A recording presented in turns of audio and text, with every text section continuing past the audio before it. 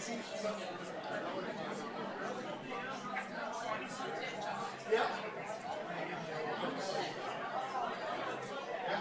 That'll make some fires under people. Yeah. Yeah.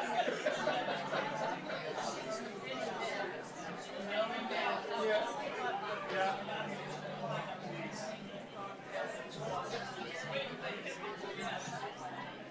Sometimes it's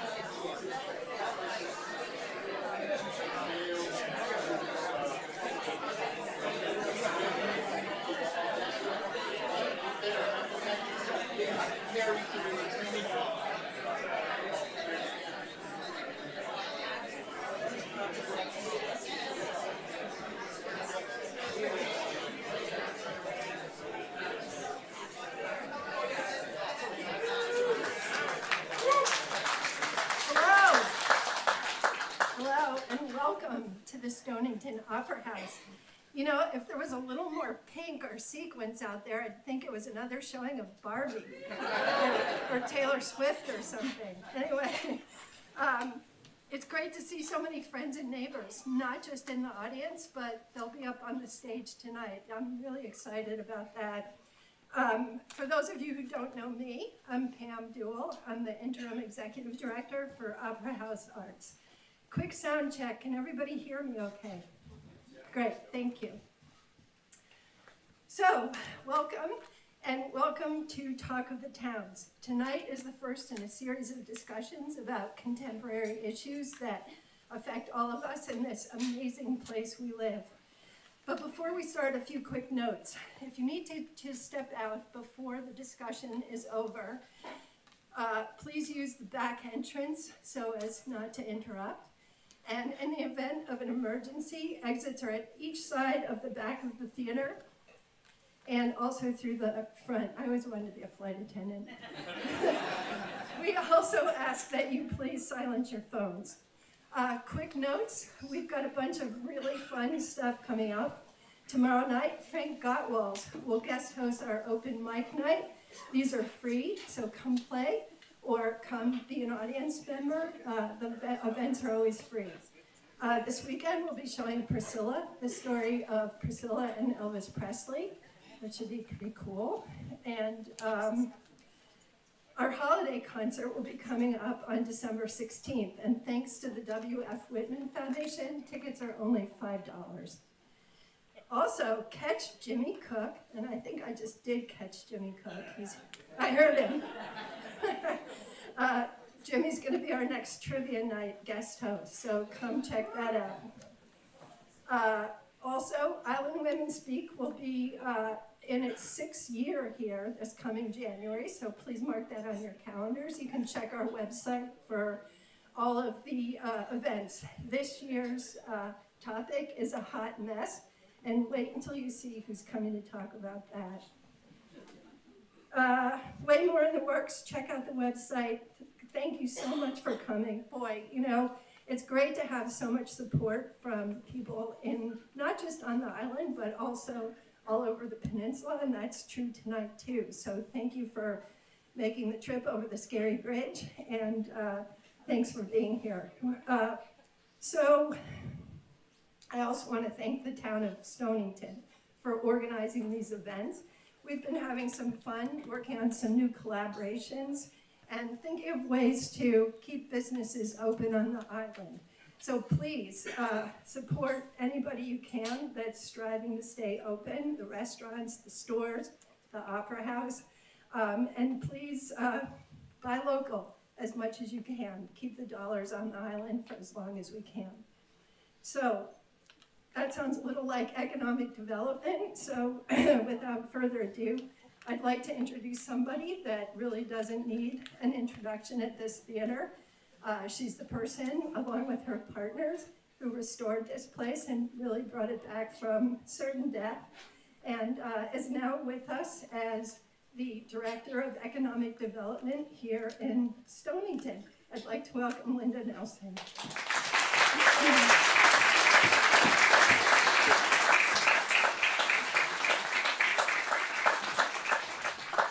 Good evening, everybody. Look at how beautiful you all look.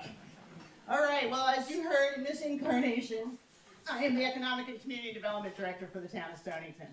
And tonight's a conversation. So I'm going to be here managing things on the floor between you guys and our really 6 special guest speakers, because it really is a conversation. They want to hear from you.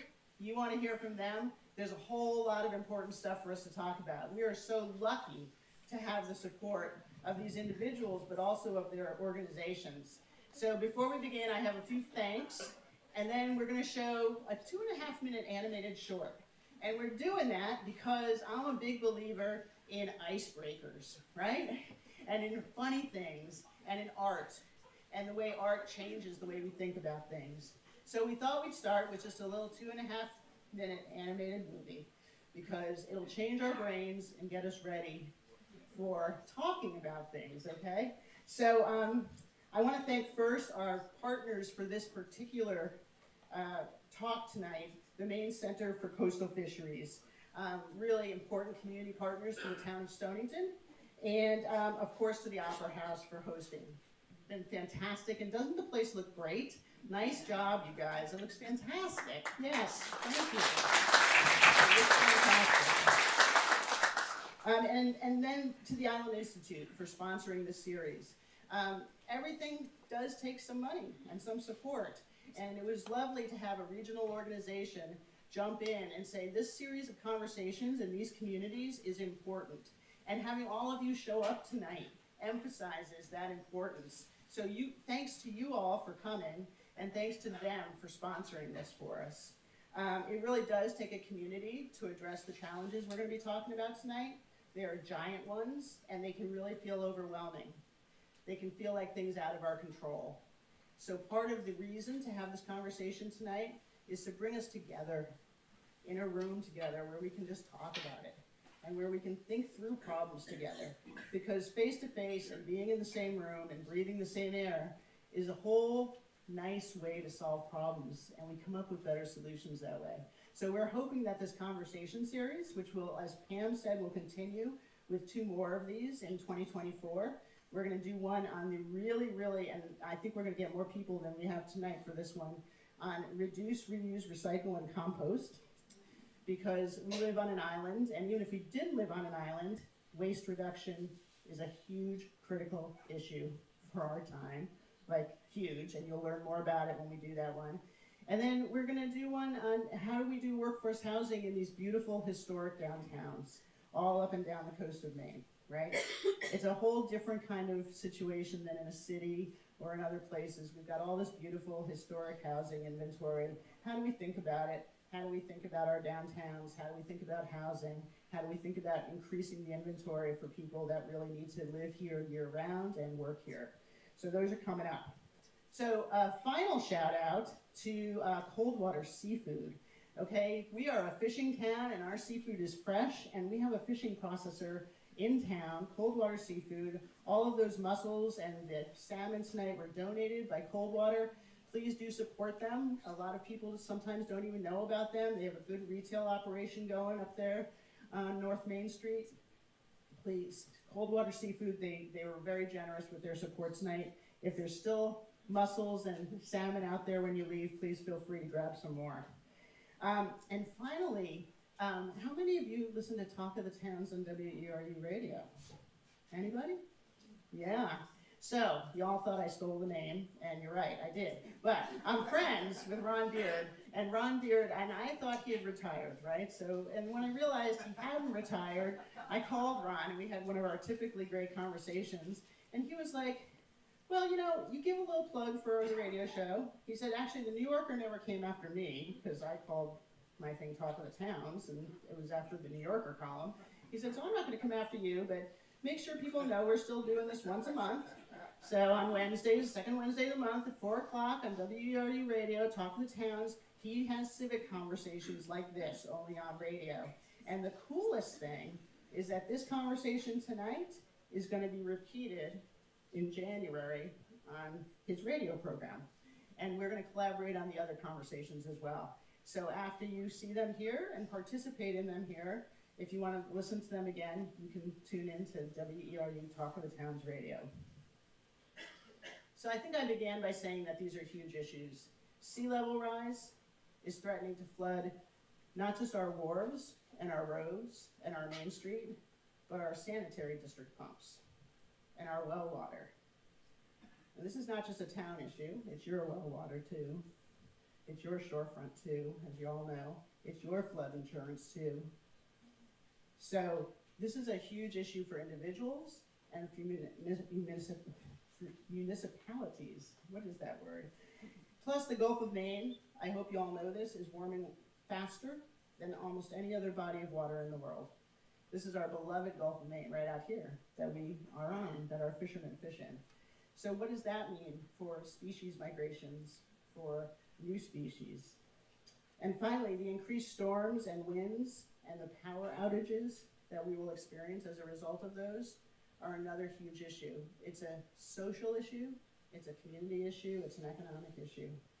And we spent all afternoon yesterday with Versant Power, talking about how we solidify our grid and harden our grid and make our grid more resilient so that we can actually move more toward cleaner power sources. But they do sound so big, so let's talk about them. As the Island Service Center, we are also the Marine Service Center for this entire region. So there's a lot of people here tonight. Who's from Blue Hill tonight? Yes, thank you for making the drive. I saw somebody from Castine tonight, and we have people from Castine, Penobscot. Thank you. Thank you guys for making the drive. We are a region. Stonington happens to be the harbor at the tip of this region. So what happens here does impact the entire region, and we appreciate your recognition of that and being here for part of this conversation, tonight. Because it is a regional conversation, I'm going to introduce our speakers, and then we're going to watch the film, and then you're going to get to actually talk with them. So you're going to see emerge from behind the screen, just like the Wizard of Oz, our Stonington-based fisheries experts and policymakers at the Maine Center for Coastal Fisheries. That's Executive Director Alexa Dayton and Chief Scientist Carla Guenther. Our local fisheries specialist and Stonington Selectman, Travis Fifield. Stonington Town Manager Kathleen Billings, who leads the town's proactive municipal efforts around these issues.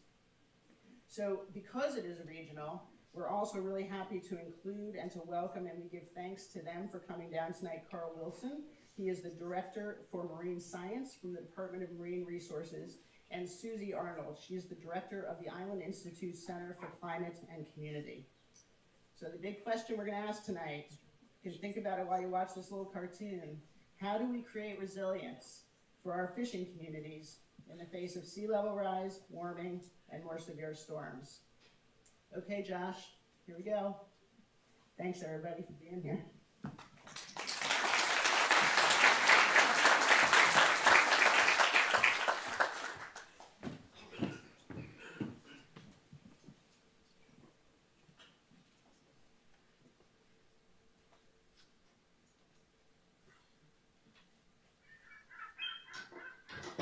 There it goes, busted again. Where's the screw gun, dear? What do you want now? Oh, for cricket of practice,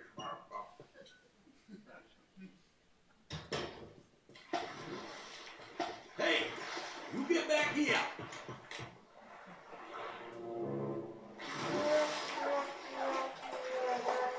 Whether or not you follow the science of climate change, it's an undeniable fact that the seas are rising. We know it's happening. We see it every day. For 3,000 years, sea levels in Maine were relatively stable.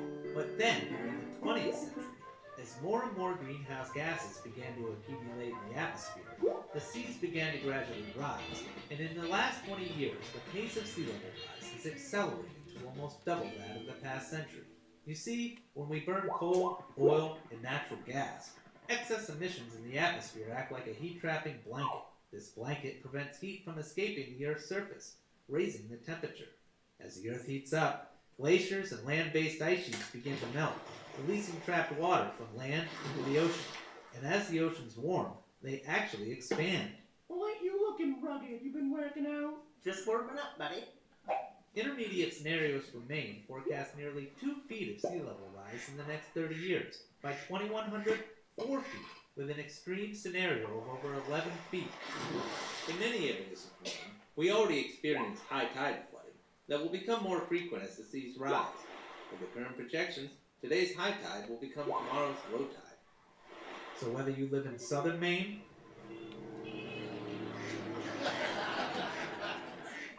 out on the islands, Now how are we gonna get up island? Gonna send it.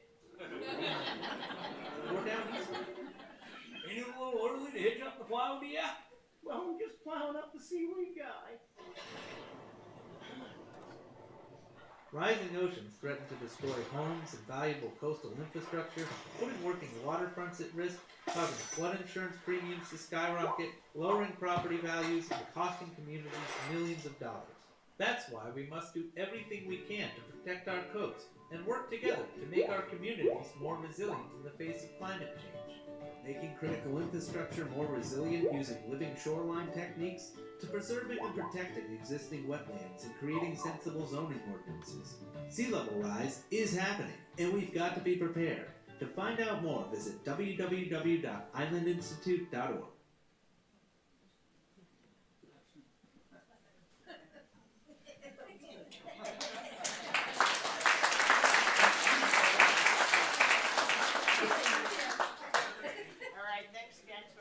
Sponsors at Island Institute for that. You know, for some of you, if we've got climate scientists in the crowd. It's on. If we have climate scientists in the crowd, you know, that might have seemed pretty basic to you, but for a lot of people, it's not basic yet. So we thought that was funny, and also I had to play that video because of the "you're looking pretty rugged" dear. I thought it was my favorite part, and so we had to put it out there. So welcome our guests. Here they are.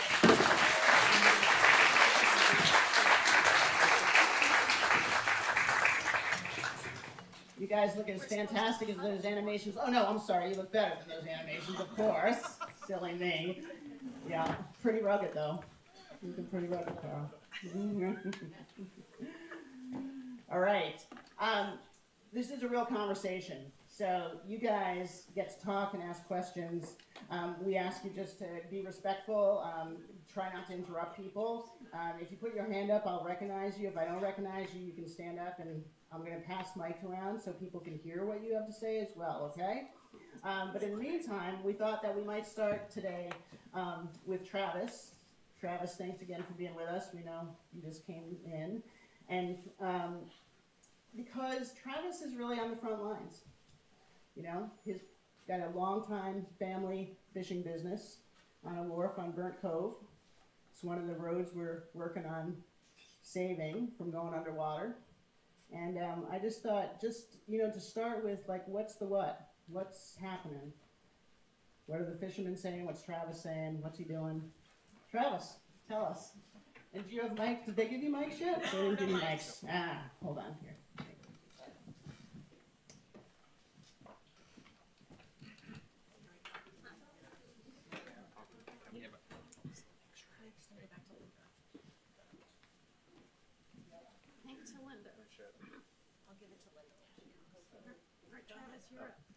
Hi, Travis Fifield. Yeah, so I guess, you know, just as an opener, so I'm the fourth generation of the Fifield family to run Fifield Lobster on Burnt Cove.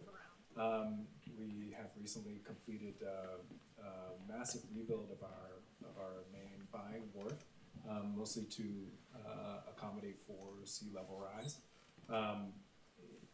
You know, we also see, obviously, kind of talking to fishermen every single day. You know, we hear a lot about sort of the changes that are taking place in the bay.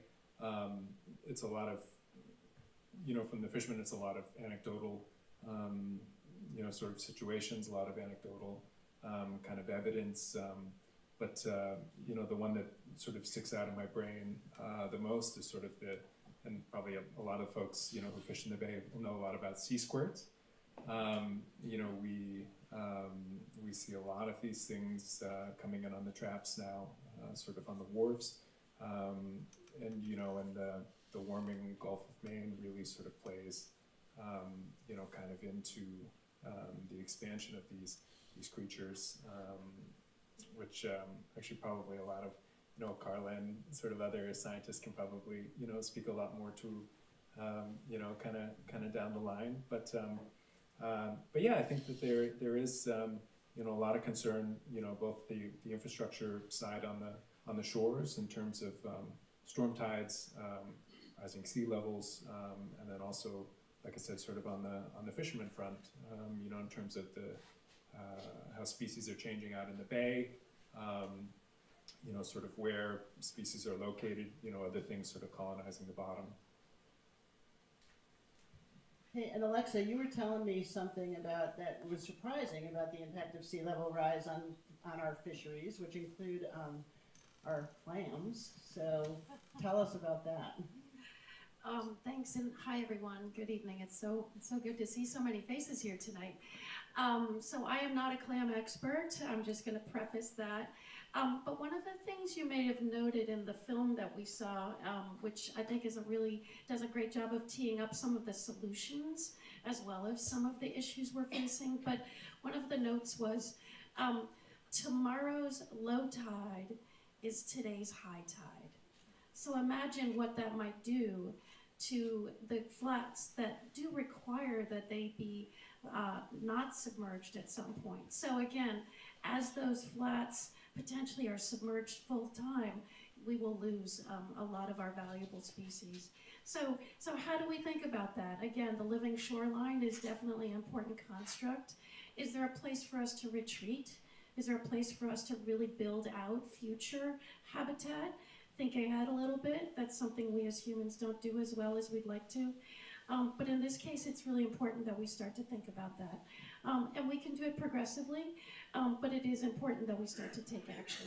And again, tomorrow's low tide is today's high tide.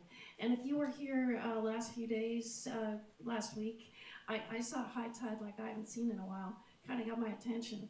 You know, our building's about to see some wetness from underneath, if you know where we are. So it's something we really all need to act on. Sea level rise isn't the only issue. Fisheries are certainly at risk, and so clams and shellfish are one of those things we really can act on. So thanks. Anybody in the audience that has been impacted already, either in terms of your fishery or in terms of just your house or your travel? Anybody want to share anything in the audience? Yeah, Evelyn.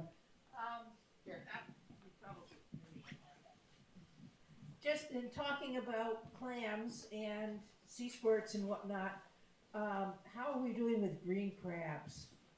Because I know that they're a nightmare, and are they coming our way, and what can we do? And blue, you know, because they eat the small clams, they eat the small lobsters, and we need both of those to be able to generate. So what can we do about that nemesis coming our way? Yeah, green crabs have been on our shores for about 150 years now, so they're here. And as water's warming, you know, they do better as the water gets warmer, so you're going to see more of them. And in my mind, that we're not going to get rid of green crabs, we're going to have to deal with them. And so that has implications for different resources like clams, as you're saying. So yeah, I don't think you're going to be able to get rid of green crabs, despite some of the eradication efforts and trapping out areas and trying to fence off areas to support clam recruiting. But green crabs are here. Hey Carl, since you have the mic, why don't you tell us a little bit about what you're seeing with your boots on the ground? Yeah, I mean, I guess a little bit of my story is I've been with the department for almost 25 years now, and I was the lead lobster biologist for the first 16, and I've been in charge of our marine science group for the last 8. I think that's the right math. And somewhere along the line, I became one of the older people at the department. I guess that happens. And you know, we're right in the middle of a lot of the issues that are facing the coast right now. And I guess I would just say when I'm talking to our staff these days, the change that I saw in the first 15 or 20 years that I was with the department was fundamental, and it's a very, you know, the issues that we're dealing with in the department now are very different than they were when I started. And what I try to tell our staff is that rate of change is just accelerating. And so I expect the same kind of changes in the next 5 years that I've experienced in the first 20 years of my career. And so as a department, we're trying to adapt and respond to these changes and not kind of be stuck in our silos of what we've always been doing since, you know, the last 100 years at the lab in Booth Bay Harbor. But I think the rate of change is occurring faster than our institutions can change. And so that's not only as a state agency, which is kind of a large ship that's really hard to steer, but as well as our fisheries as well. And so, yeah, just the rate of change is what I reflect on. Yeah, thank you. Carla, you want to jump in on that? Sure. Thank you, Linda.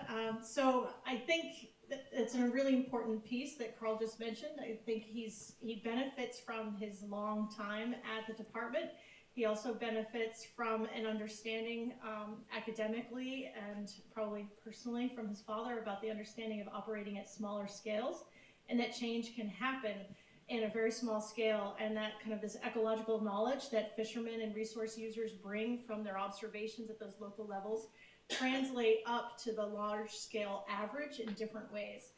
And so I think there's this, as you mentioned, the institutions can be kind of unwieldy, like big barges to try to stop and turn. And it's where roles for groups like MCCF and other small Island Institute and other smaller groups, fishermen cooperatives, things like that, can really kind of chime in with these observations and really work together to kind of understand how fast things are changing and what pieces of the machine need to be changed, what levers need to be pulled, or what opportunities we might have in building resilience in our fisheries and in our communities more generally. Yeah, I think the speed thing is such a good point, and I know, from a municipal perspective, it is hard to accelerate, right? And it's hard to people like Kathleen are always thinking 2 to 5 years in advance, thankfully. And you want to say something about how you're looking to the future there, Travis? Well, it's more like 20 to 50 years in advance.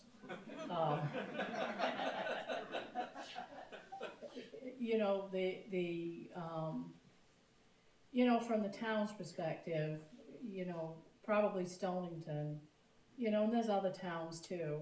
This is probably a time in the past 20 years. I think I worked for the town like maybe 25 now. And certainly from, when I became town manager, towns are facing such huge challenges. And the sea level rise, the changing in the fisheries.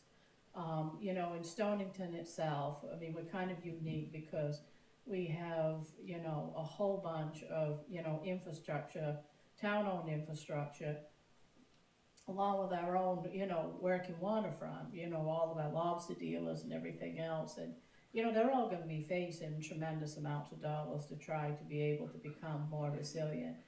And even like from, my position as being the town manager and working with, my select board, which, my select board is great.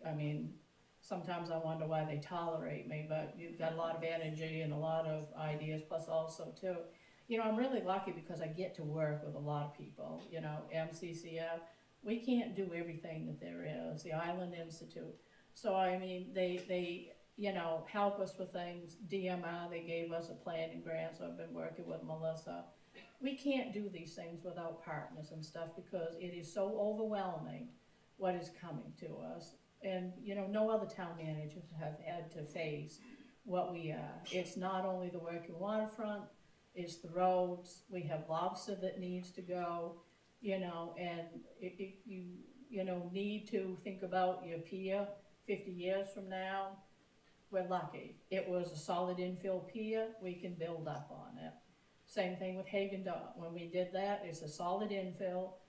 The utilities that we have, we can keep raising it up. The buildings up around it, you guys are gonna have to flow to do something before long over there. But, we have built this in mind, and this was part of it when I was working with people and the engineers. We need to factor in some of this stuff. So when we go long range, we can do as much as what we can as possible. We still have a lot to do, but systematically you have to tackle things. We had to tackle the FEMA flood maps in 2012. The reason we tackled them was because the state and the federal government said that there were certain, whether you were an AE flood zone, a VE, or anything else. If you are a VE, you have to, depending on the rating, 3 to 12 or whatever, you would have to build a wall more stronger than you would an AE. But with the islands out there, one thing I really wanted to be sure of in the research that we did was that you need to make sure, are you building a wall for an AE situation or a VE? So, I mean, we hired Bob Gerber to come in. Bob Gerber is like a rock god to me. And I learned so much for him. Hancock County Planning, Tom Martin, when he was the head of it, he did this sort of like asset mapping and looking at what you had. You know, that showed us some of the vulnerabilities and learning. You know, we're gonna have water issues, we're gonna have sewer issues and pump things, we got drainage and stuff. And, you know, we got some of the planning grants that the DMR and some of them did. That took us to the next level of being able to hire GEI to do, you know, what study we would need to do to take care of the fish pier. It's a big asset to us. And along with the rest of the town, what roads and prioritize them. You know, what would be going underwater first with a certain level of flood. We had to have a comp plan after that because you can't get extensive money that's coming up without having one. You just don't score or you're not eligible for it. Bob Gerber, he lives over in Idaho. He, you know, he spent 1 year working with me and a good team of volunteers that we had to do that. We probably had one of the fastest turnarounds in the comp plan in the state of Maine, but we did it. And then, you know, we take it to the other levels after we, you know, had with a GEI plan to prioritize all this. Economic resiliency, we knew the fisheries are gonna have issues and stuff like that. We worked with Camoin Associates. So you build all these building blocks in here.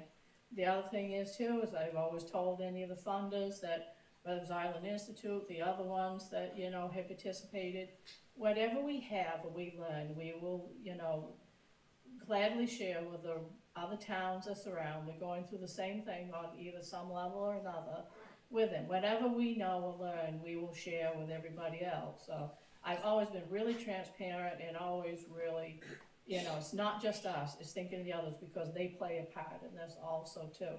But it's been a long, hard drag from 2012 to now. I mean, it's been, you know, a lot of years, a lot of hard work. But, you know, at least we can keep moving forward. And we're probably head of the pack, but that's where I like to be anyway. Okay? At least where you like to be.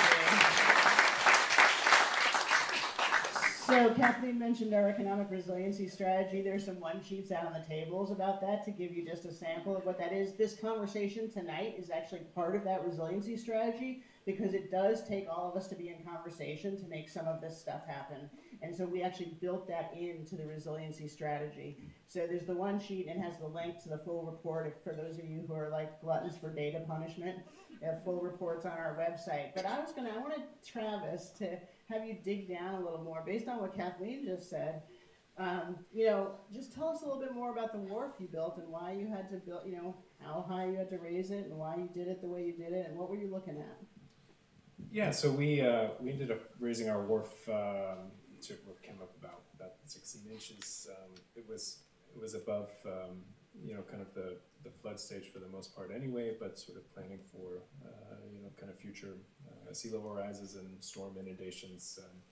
We decided to go a bit higher.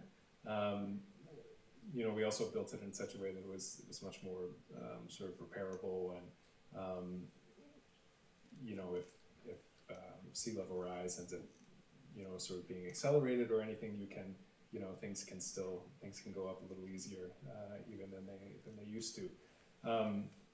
But we also have, you know, very close to the wharf. So our wharf is at the end of Fifield Point Road, which has two sort of very low areas, which are part of this engineering study that the town recently got a grant for to try to figure out sort of how to raise portions of the road in order to prevent future floods, future storm inundations. And I think what really sort of struck me actually about the road engineering and sort of that other town infrastructure stuff was just the incredible cost of the numbers that we were looking at for just for our little road, you know, two small areas which needed to come up. You know, it's I mean, it's going to be millions of dollars. And I think if you take our, the two small spots along Fifield Point Road and you extrapolate that sort of to all of Stonington, the amount of money that we're looking at is incredible. And also the amount of time that it's going to take to accomplish these projects. That's why I'm so happy that the town of Stonington is so on top of the ball, because these projects are going to take years and decades to complete. And if we're not starting these things now, if we're not pursuing money now, then we're going to be behind the eight ball, and these costs are going to be even more incredible. And one of the reasons they take so long is the money, and another reason, though, is also our available labor, right? I mean, wasn't one of the hang-ups and kind of working on your wharf that there's just not enough of our marine workforce to do that kind of wharf work? Yeah, absolutely. So anybody who has done, tried to build a dock, a pier, anything, has probably found that it's very, very difficult to find anybody to do this work. And the few that are able to do it in the Bay are booked out for years. And the type of work, the amount of work that's going to need to be done, just in Penobscot Bay and in Stonington specifically, Deer Isle sort of generally, is I don't know where all the labor is going to come from. But there is an absolute shortage of folks who can do that type of work. Yeah, thank you. Accelerated timeline. Hey, can I add something? Funding, absolutely, of course. One of these things with, this marine part of it is gonna be an opportunity for somebody for the blue economy, because, being able to do the engineering, being able to actually do that type of work that it's going to be is, gonna be a good opportunity if we have the people or whatever it is. But, everyone will be affected at the same time, so it's gonna be a race for anybody, and that's why, we're pushing so hard to try to stay ahead of that and do everything that we can do. One of the things is like with the Oceanville Road, that's a very vulnerable road. I mean, the DOT is doing that second bridge down there, which I'm thankful for. The town doesn't have to do that, but that was a state aid road. But the marsh area itself is vulnerable, and it floods over during storms and stuff. So that was the first prioritized road that we had on that GEI engineering report. And also too, we undertook the monumental task, and some people wonder, it's like, well, why has she got so many people in that office and everything else?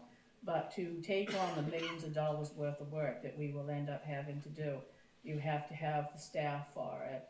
Stonington is absolutely dependent on grants for our water, for our sewer, all the other infrastructure roads that we are going to need. And we are forced to have to go out for grants to do it. We cannot put it all on taxation. I'm fortunate to have, Lucy working with you is finance, because she can take care of a lot of the budgeting and work with them. Linda herself, she's an excellent grant writer. Alan Krantz from Peninsula Tomorrow, he helped us, and we put together the Northern Borders grant, and we were able to get $760,000 of that for that. We're still looking for more funding for it, because it's going to be well over $1.5 million. The town will have to vote probably this March to give us the authorization to do that. And when we pay off Hagen Dock in the next year, we're in that financial position. One part of a town debt we have is done, we can take on another one. And we've been doing that consecutively through the years. We did Moose Island, paid it off. Then we started Hagen Dock, paid it off. In between, we put reserve money in, so we wouldn't have to borrow so much. Oceanville will be the same planning thing with it. So, this is how we try to tackle them without killing ourselves with debt. And I think that Kathleen brings up a good point for everybody here tonight. As citizens and voters in all of our towns, we're going to be asked to have to deal with these issues it continually. Michael, I see, I'll get to you in a minute. I want to give Susie a chance to talk. Susie, you want to tell us something about maybe the challenges and opportunities you're seeing out there? Sure. So I think It's always hard to follow Kathleen. I'm inspired every time I hear her talk, because truly, I think one of the major points I'd like to get across is just how preparation and this advanced thinking ahead can really position a small town like Stonington to access some of the federal funds that we're seeing. And so I can't stress enough the role that community leaders like Kathleen, like Alan, who's helped to start Peninsula Tomorrow, have played to position these really small, remote, in some cases island communities, like Vinyl Haven, North Haven, Stonington. They're all real leaders in thinking about sea level rise and accessing some of the bigger federal funds that we have coming our way. And so I just can't stress enough that the preparation and the thinking ahead and the knowing what, like the GEI study to identify Oceanville as your top priority, and then being positioned to go to northern borders with that project in mind is critical, and having that list of priorities so that when the funding does become available, you can pounce on it. So it's very commendable, and I think this region has a lot going for it in terms of both official municipal leaders and then volunteer leaders and community groups that have formed. My colleagues are going to think I'm a broken record, but I do like to bring in hope into the conversation quite a bit. I've looked, I'm a marine biologist, I'm not a behavioral psychologist, but I do really believe that hope is a science, and I don't just believe that, it is a science. There's more published articles on hope than there are on ocean acidification. And what I've learned in the short time that I've been looking into it is that it's more than just a feeling. It's not optimism, it's all about action, and it's about goal setting, and it's about agency, and it's about pathways thinking. So it's about setting your goal, educating yourself and your neighbors, and then having the pathways or the resources to then plan for how you're going to achieve that goal. And if it doesn't work, you've got to tweak the plan. And I think that, you know, Stonington is a really hopeful example, and I think they're really following kind of that pathway to achieving their goals. And it's nice to be able to talk about a hopeful story. Alexa, you were talking to me about hope a little bit. Thank you so much, Susie.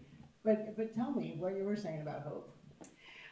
Yeah, thanks so much. And Susie, I appreciate that a lot. You know, again, social connections are really what keep us alive and going, and ultimately allow us to adapt to pretty much any change. And I think change is probably the only certainty that we have. But I'm gonna address something. So one of the things that worries me is tipping points. So let me ask a question of the audience. How many people out there are gardeners?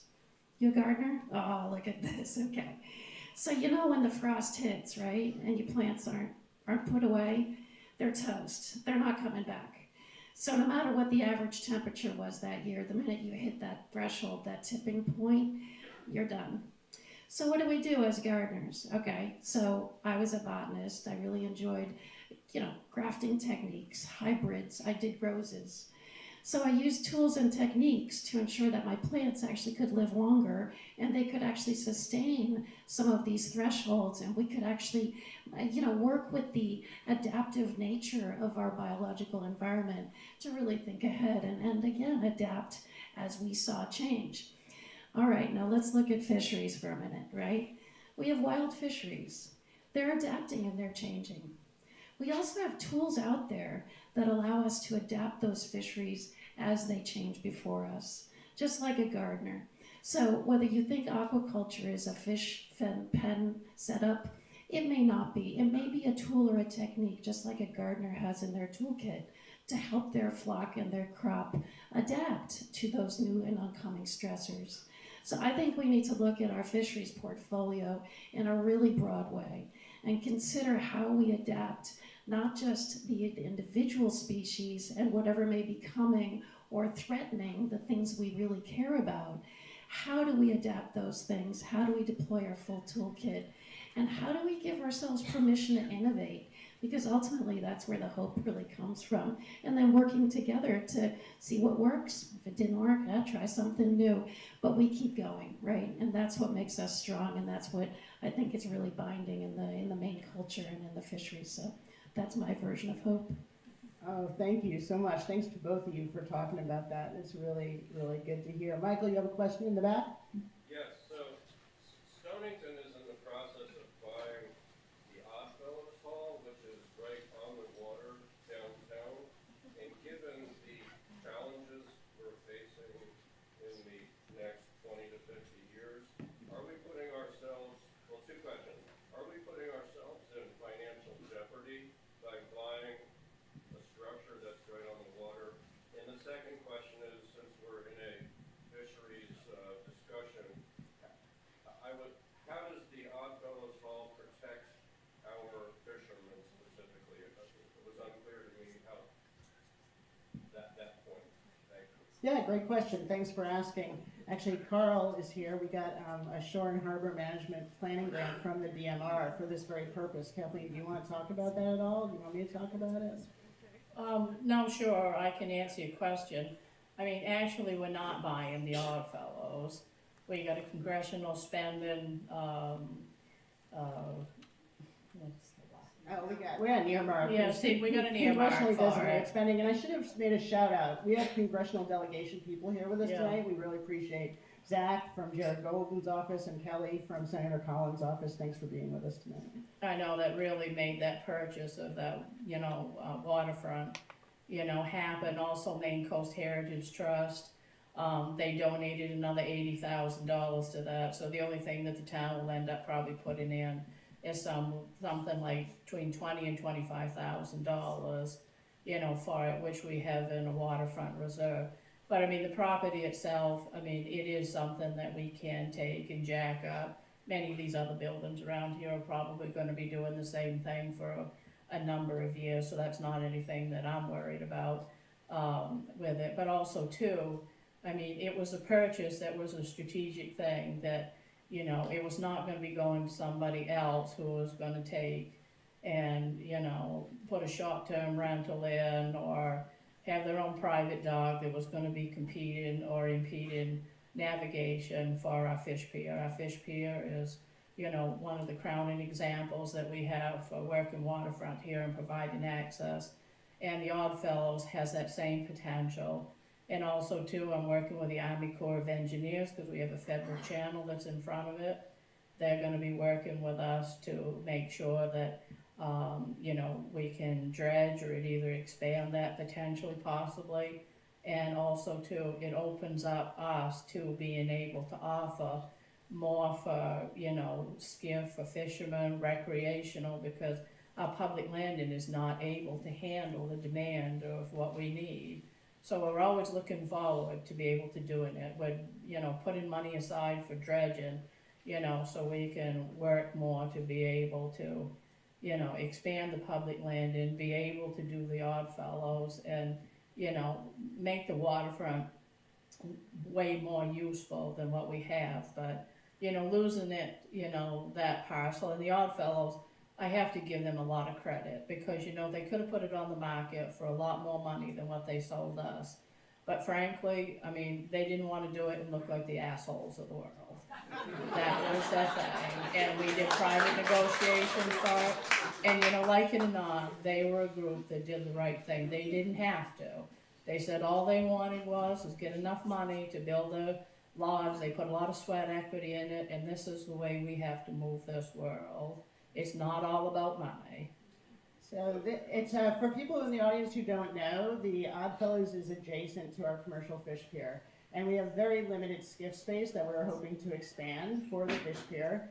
A very limited channel there. So by buying the Oddfellows property and what the Shore and Harbor Management grant from the DMR is doing, is giving the town the opportunity to actually address sea level rise, as it approaches Main Street at a really critical juncture. So we get to actually plan and figure out how we're going to address shoring up, hardening that piece of the shore while we create more public access, both to the shorefront and for skiffs for both recreational and commercial fish space. So it's a pretty amazing pilot project. And in terms of doing those things that we're talking about tonight, in terms of how we address sea level rise and climate change and keeping space public in our downtown and not allowing everything to become privatized. Plus also too for the sanitary district. It Oh, would yeah. enable them to do some expansion work that they critically need to do. It's also that little building between the Oddfellows and the fish pier, is where the sanitary district, one of our big sanitary district pumps and lab is. Robin, I saw your hand up. Can you clarify who owns the? Hold on, Michael, Robin's got a question. You covered it. I was just gonna ask whether the purchase of the building gave you additional flexibility for what you do for the sanitary district. And so you've answered that question, I think. It does when we get the building. We're in the process now of receiving that congressional earmark on it. It has been a slow process, you know, with it, and Carol Woodcock's office has been working us with it and stuff. And I mean, some of the other projects that were with it, sewer and water, went a little smoother. But it's a building acquisition, you know, you have to go through all these different evaluations, brownfields and the rest of it. But it will be accomplished, but also too, the Oddfellows has been, you know, pretty patient about, you know, the whole process.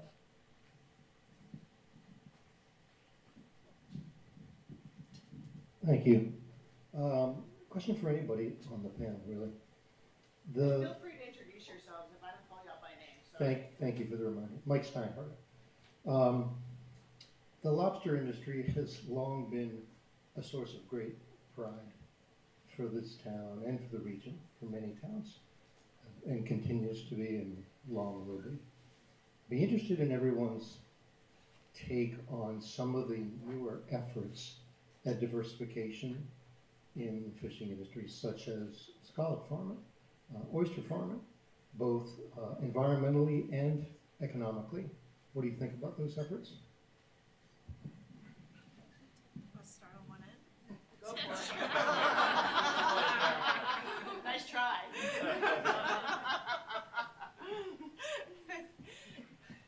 Okay. Great question. Thank you.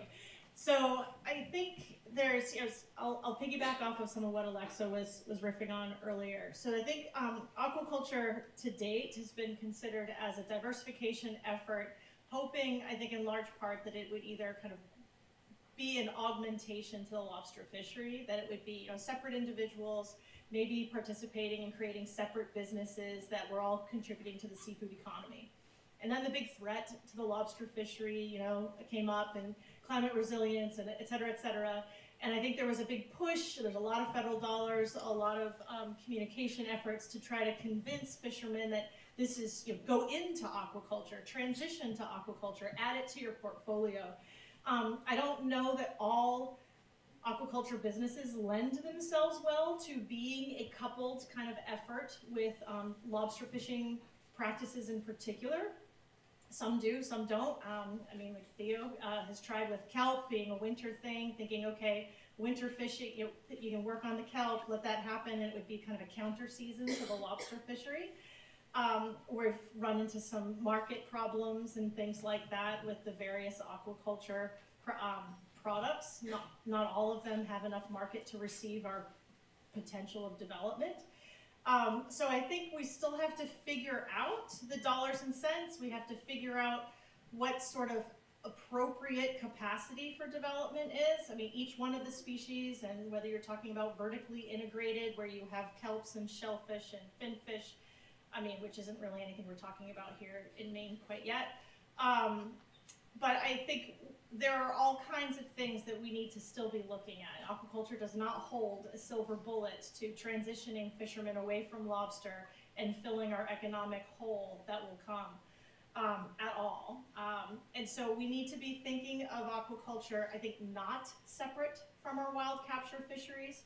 And we really need to be kind of flipping that on its head and thinking about how they're coupled, how we think about animal husbandry, how we think about wild resources, and the interaction between these two practices. So I think I work with scallop fishermen, wild capture fishermen, and some scallop growers across the state with a scallop spat project, which is collecting scallop larvae across the coast. And the idea is it's a collaboration between the two industries, wild capture and growers, as well as with the state. We're trying to understand better how to understand the wild distribution of scallops and the interannual variability. And then how can we integrate the kind of animal husbandry of scallops with the wild capture fishery? What are the benefits? What are the interrelated aspects of that? Not all species are going to lend themselves to that question or even those relationships and co-benefits. But I think each one of these species and husbandry practices we need to be looking at. And one thing that we've heard pretty loud and clear from our research across the coast about the role of any new industry, be it seafood or other, to come in and think about filling this economic gap is that it should be kind of small scale owner operator businesses, and that it needs to kind of fit very well with the current scale of business in Eastern Maine in particular, but really all of Maine. We are kind of an owner operator culture. And that just like a large industry that comes in and wants to employ 3,000 people is probably not going to fit. Yeah, thank you, Carla. And you know, we have at least 2 people in the audience I know that are practicing small-scale aquaculture, which is how we talk about it in our Stonington Economic Resiliency Strategy as small-scale aquaculture. Abby, I see you here, and also Marsden over there. And do either of you want to say anything about what the work you're doing? Not particularly. No, that's fine. I got people up here who are going to say stuff, but I thought, you know, okay. Carl, you want to jump in there? Carl, Alexa, Susie, I'd love to hear from you guys about adaptations and opportunities. Sure. So for a number of years, the Island Institute ran something called the Aquaculture Business Development Program, where we helped mostly fishermen or those that are already working on the water diversify into shellfish and seaweed aquaculture. And Carla made some really great points about the feasibility and the complementarity of some of those different species. You asked about environmental benefits as well, so that's something that I can touch on a little bit that we haven't covered yet. For the most part, shellfish, well, not for the most part, shellfish are filter feeders, so they're doing a service for the water as they're growing. Kelp also provides environmental services, many of which are climate related. So I've been in partnership with Bigelow Laboratory and a couple aquaculture groups down in the Casco Bay region investigating the potential for farmed sugar kelp to locally remediate ocean acidification. So as kelp grows, like a land plant, it photosynthesizes and it takes excess carbon dioxide from the environment. So it actually can remove carbon dioxide, which is the cause of ocean acidification. So it's not a global fix to ocean acidification in any way, shape, or form, but at a very local scale, it can have a positive benefit on water chemistry. It also takes up excess nitrogen, so you might have heard some people are growing kelp outside of wastewater treatment plants to take up excess nitrogen in that manner. That's probably not the kelp you want to eat, but there are a lot of benefits of farming kelp. It's like Carla said, it complements well with the lobster fishery in terms of the seasonality. We've also done some research to show that it can improve growing conditions for co-located shellfish. So at a very, very local scale, if you are growing farm mussels in that kind of remediation halo around the farm kelp, you can see improved shell thickness of those mussels. And that's research that we've done in partnership with Bangs Island Mussels down in Casco Bay. So, you know, there's a lot more work to be done on some of the other climate services of seaweeds. A lot of people are talking about carbon sequestration and sinking kelp in the deep sea. That remains to be seen whether that is a real good idea or not. But so as far as just local remediation of ocean acidification and potential benefits for co-located shellfish, that's some promising, hopeful research that's come out in the last few years. Great, thank you. Alexa, did you want to add anything? No? No? It's Travis, I don't want to ask you to give away any industry secrets here, but when you think about the future like this and about adaptations, do you want to can you give us a little bit of a hint of what you're thinking about and planning for? Yeah, adaptations. I mean, like we were talking about earlier, you know, locally we have, I think, I see 3, you know, folks here who are sort of doing small scale aquaculture. I think that's that's definitely going to be part of the mix. You know, it is part of the mix sort of currently, and you know, probably more so in the future. Species, I guess, kind of yet to be determined. Yeah, I mean, I definitely see that. You know, yeah, sorry, I'm a bit nervous, kind of talking in front of all these people. I lost my train of thought. Yeah, adaptations. You know, your aquaculture, you'll sort of see. My guess is you probably kind of see a lot of guys who are currently sort of fishing. You know, maybe transition into other options. You know, sort of aquaculture situations, or just like Carla was saying, kind of augmenting sort of their kind of income kind of portfolios. Yeah, I mean that's I don't know. Well, but we're also not talking about lobsters going away, right? I mean I think that's a really important thing to say here for everybody. I mean one of the scariest things we're hearing tonight is about the acceleration of change, right? About how fast things are changing, increasingly fast. So it gives us a different kind of urgency about things. But I really want to go back to Alexa, Carla, Carl, who have said, it's not lobsters aren't going away. We're making adaptations here. Yeah? You guys want to say anything?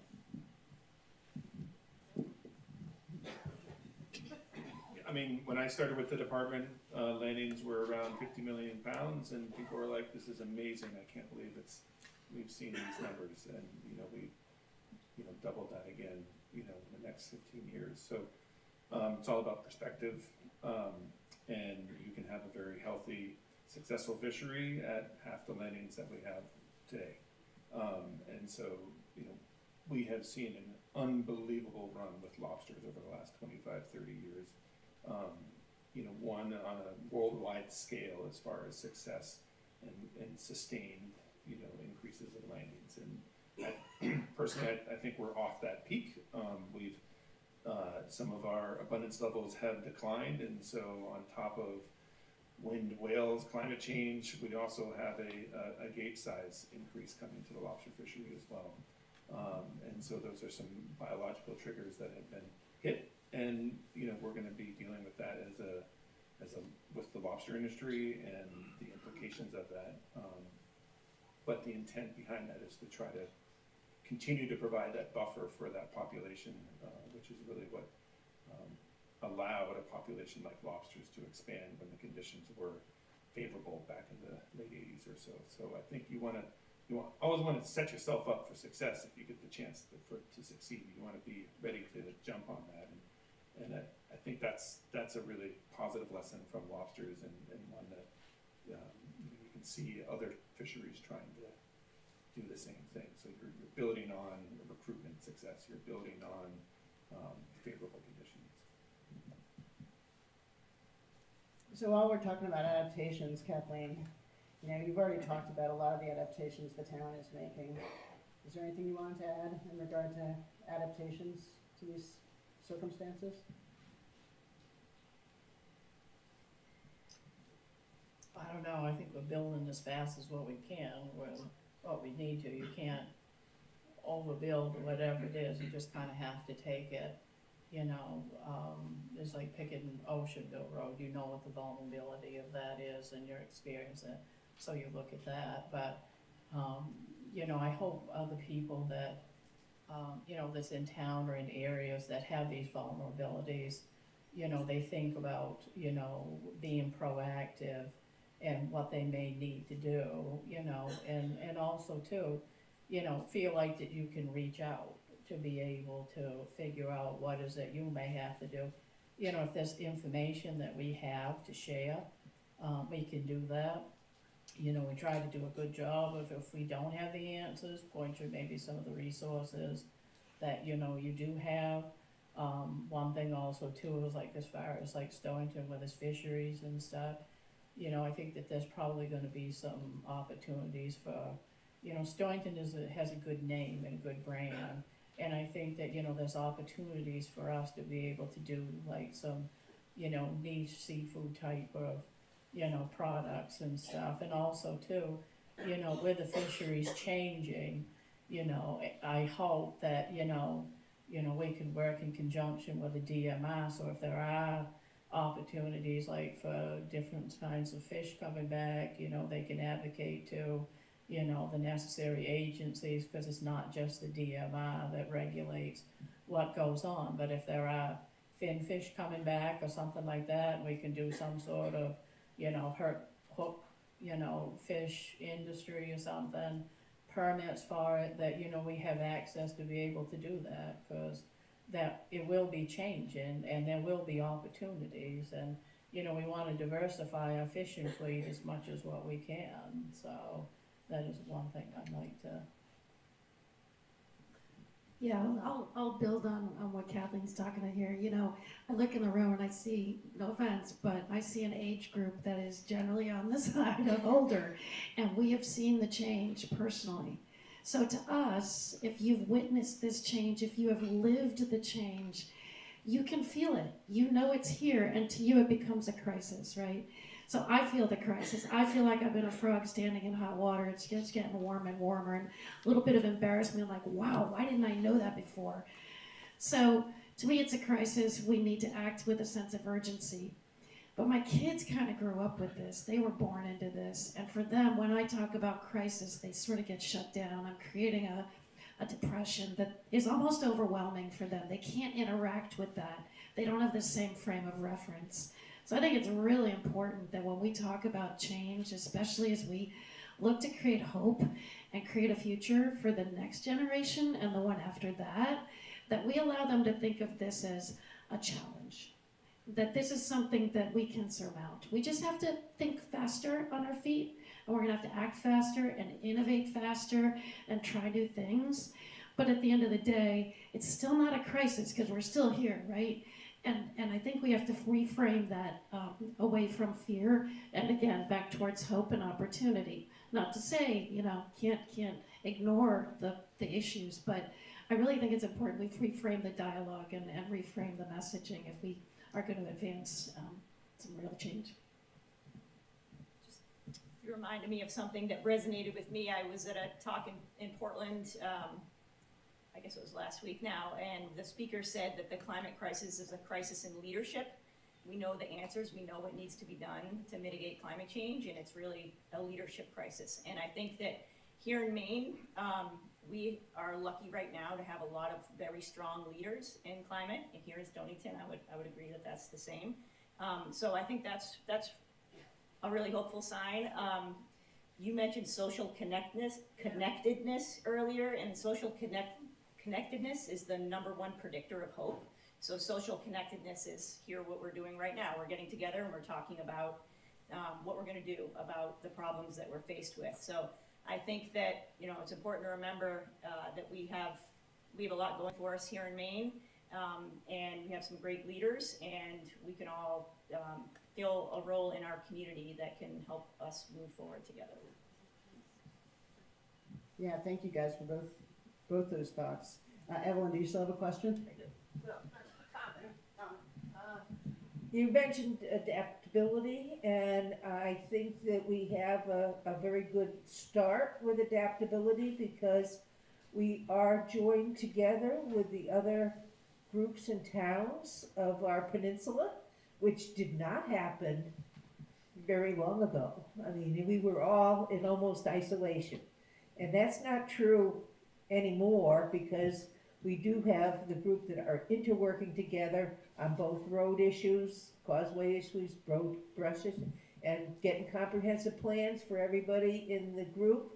And I think, you know, Alan is here, and you know, he can maybe, if he'd be willing, sum up a very quick thing, but I think that's extremely positive for all of us. And, you know, he's probably working with some of the state people that are also here that hopefully have something that they're going to be able to help us with too.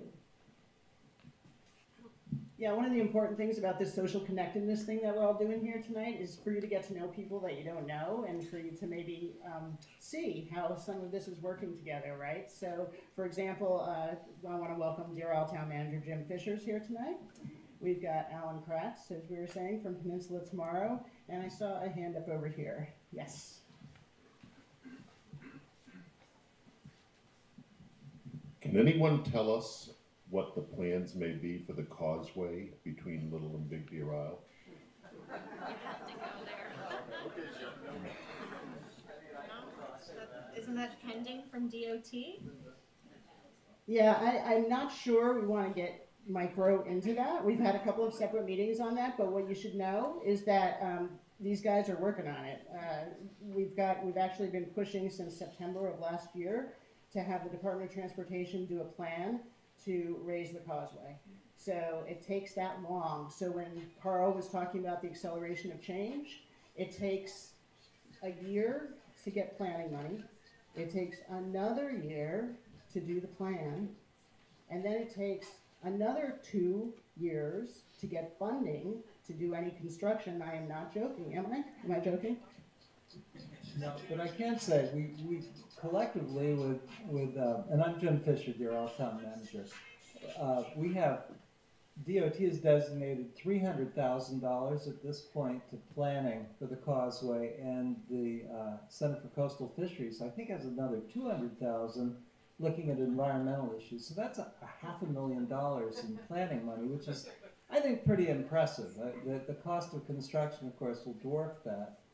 I do think, though, and I've been pondering this issue of the ounce of prevention and a pound of cure, and it's clear that we cannot adapt to climate change. We really can't. We can take small measures, set priorities, and hold off the ocean a little longer, but it's prevention, and by that I'll say mitigation. Reducing greenhouse gases seems to me to be the only solution in the long run, but we're thinking about that globally. We're doing adaptation locally, and there's a disconnect. And I'm not sure, when I see the traffic jams in New York, Boston, and Miami, that we can do a lot with mitigation, reducing greenhouse gases, but I think we have to do our best. And I'm afraid that's where we're falling short right now. We're having a very hard time reducing our emissions, globally and locally. And that is where we have to fight the battle, in my opinion. I'm going to go to the panel, but Maggie's waving her hand at me here, so Maggie. Hi, from Stonington. Thanks, Jim.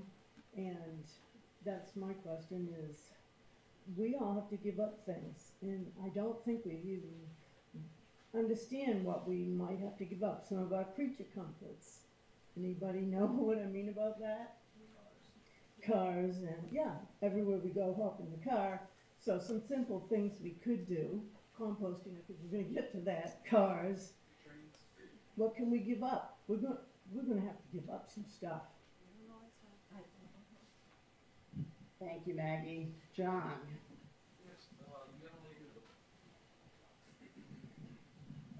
The young lady with this blue shirt on, you mentioned about the high rise, sea level rise, and so always thinking about that and not thinking about the tide, the low tides. Okay, we have a shellfish ordinance in the town of Stonington here, and for us to keep that ordinance, the state requires that we have to do things, and one of them is plant and seed clams. So if you have a 13-foot tide in the springtime of the year, and you've had a 2-foot tide rise, does that mean we're only going to have 11-foot rain tide? Okay, so when it comes time to reseed those clams, if we put them down on the tides we're getting now, well, in 10, 12, 15 years from now, you're never going to be able to dig them. So should we be looking at going up higher tide marks and doing that to keep our ordinance? You just answered your own question. Yes, the answer is yes. Linda, can I add something? Of course. With the gentleman that was asking about the causeway. We have an economic development committee, and we also have offshoots from it. And we have a transportation committee that is made up of me, Linda, Jim Fisher, also too Harry Caldwell, Peter Perez is on it. So we meet like monthly to, you know, keep the progress going. We're the officials on it, and DOT is part of it, and we meet with them periodically. So I don't want anyone thinking that we're not trying to make progress on it.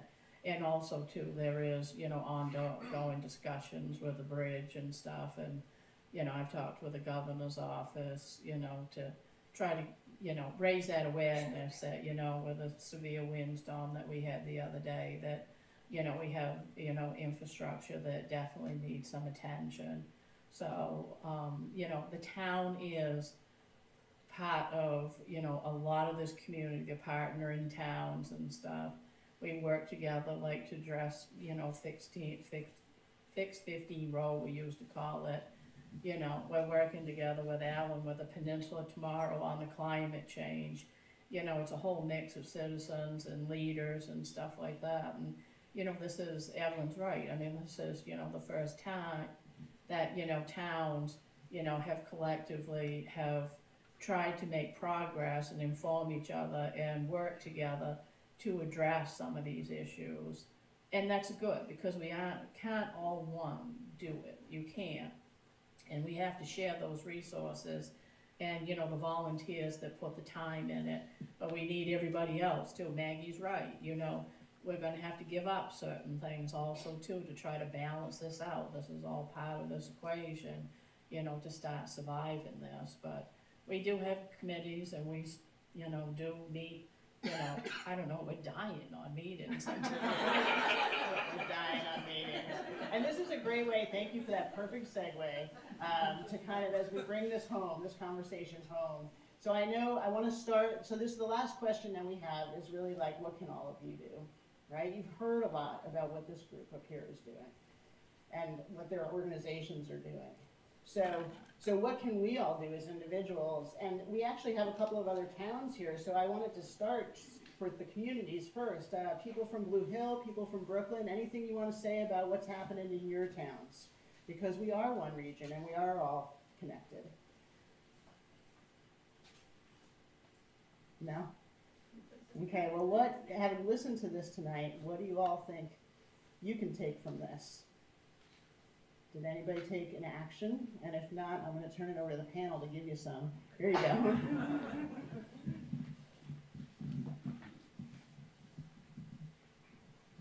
I come from the town of Brooklyn, and there is a lot of wonderful activity there. I'm not in a position to speak about that because I'm simply listening. But what I love about what I've heard today, and I hope to carry it to Brooklyn, is what you said about it is a problem of leadership. I lose my words at my age, so you have to excuse me. But it's the leadership that we need to empower to do better. I know those are not your words, but that's what I understood. And I think that's what I think I need to somehow carry to Brooklyn, because about 4 years ago or some time ago, I heard about needing to have a comprehensive plan so we could borrow money. Well, to Mainers, that's very scary thought. I do not know any Mainer that loves to believe that they have to get into their bank accounts, you know? And our leaders need to be able to speak the way you do, Kathleen, and the way you have, and you have. And since I was in the field of psychology, it really hit home with me, this hope that we need to come together and encourage hope in each other. And that's how our country got through the depression of in the 29 and other crises. And this is a huge crisis. So we need to to empower our leaders and have our leaders explain to us, why do we need to have contracts with the government? I personally never liked having a contract with the government. Too much paperwork. And I admire you guys for doing it. But we need to understand how and lead us. So I need to go back and tell our leaders to get better info. And maybe they can call you and give you more work. Thank you so much. Yes, sir. Hello, Tony here. I'm from Brooksville, so I think that gives me some standing from the peninsula. But bouncing off of one of the things that Jim was talking about, the disconnect between local and global and between mitigation and adaptation, I was just wondering how members of the panel, especially those associated with organizations, feel about offshore wind generators.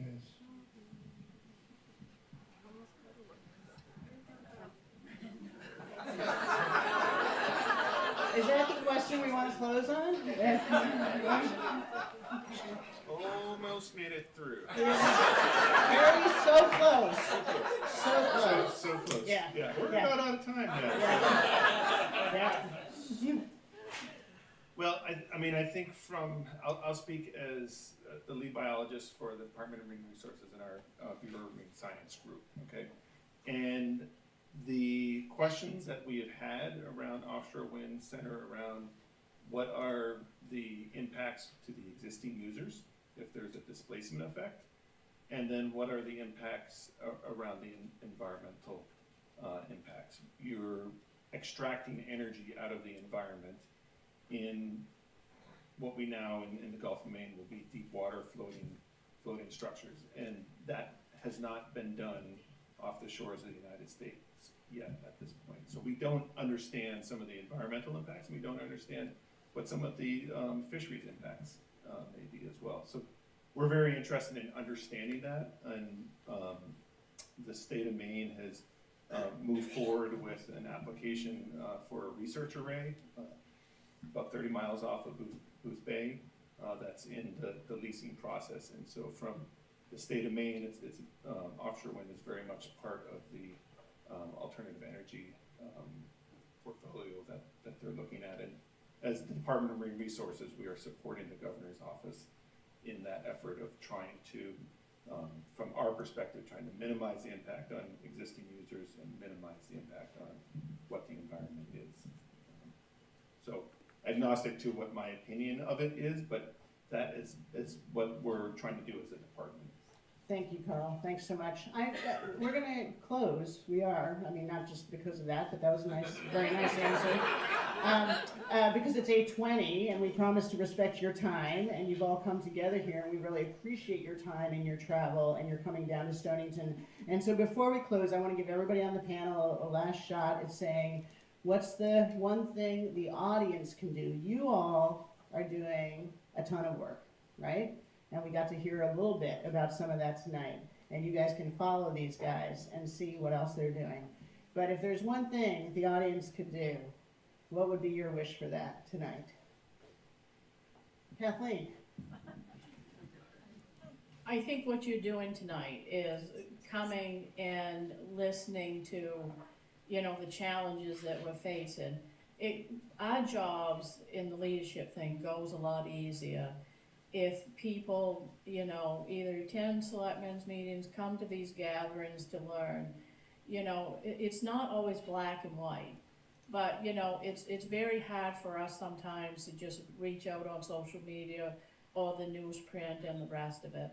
But when you have this one-on-one dialogue, whether it's us dealing with the climate change infrastructure or whatever it is, or the following series that we're going to have on solid waste, it's easier for us to kind of describe what it is that the challenges face, the cost, and what it is that you may need to do or understand to help us.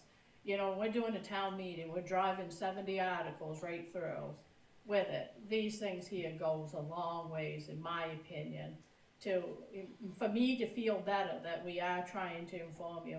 My door is always open to anybody that, wants to come in. And, and I can, fine tune some of it.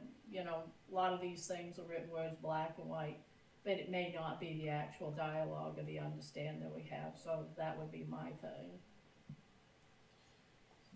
Yeah, absolutely. And just, also want to reiterate to folks that we, kind of infrastructure sort of investment-wise, have an incredible opportunity, at this point for a small amount of investment from the town side can save us millions in taxation down the road. And I hope, that, residents of Stonington and Deer Isle, will continue to support their towns sort of in pursuit of this grant money that is available, of these projects that need to get done very, very quickly. Just that, like I said, I mean, this is a very rare opportunity for federal infrastructure investment and for state infrastructure investment, and I really hope that we take advantage of the money that's available. I don't think I have one single action, but I think some advice that I've heard is we have so much work to do that you can figure out what you're good at, what brings you joy, and what needs doing, and combine that and engage on that issue. I think I'm going to reiterate the, show up. Show up, don't give up, bring solutions, face the issues, but bring solutions. And again, I would say let's avoid knee-jerk reactions and knee-jerk, no, but really look to work together. And to the gentleman who described effectively animal husbandry techniques, using his knowledge of the coming future and iterating and progressively avoiding a tipping point through those activities. That's what you described, sir, with your clam work. And so effectively, that's what I think we can all do. Look for where you can nibble at the edges and just keep trying little things. They add up over time. Yeah, I was just going to say engage and connect, and I think I just say bring community and always be thinking about your community and look to your left and your right and how we can all kind of work together, always. I think regardless of the subject tonight, if you've got good objectives that people are working towards, then you've got a lot better chance of achieving them. And so reaching out and thinking about what outcomes people want, or communities want, or fisheries or resources want, then I think you've started that conversation already. So very enjoyable to be here and be from the state, and I'm here to help, but it's also very enjoyable to hear this conversation that's going on in Stonington. It's really refreshing. So thank you for everybody. One of the premises of the Opera House was that every time we come together like this, we create a community. So you all created a little temporary community tonight. We hope that you will continue to enjoy yourselves. The lobby is going to remain open. Drinks are still available. Some of our free seafood snacks are still available. We'll all be around. We hope that you'll continue to get to know each other and to get to know us. And could we have a huge round of applause for these people?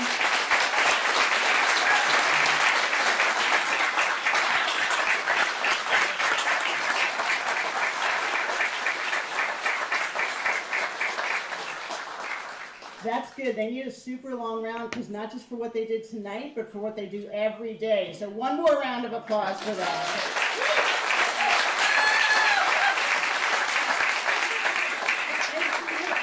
Thank you, Linda, for what you've done for us tonight. Cheers for Linda. Thank you all. We hope to see you again soon. Enjoy yourselves in the lobby. We look forward to getting to know anybody we don't know and to seeing old friends. Thank you for coming. Thank you. Oh, you almost got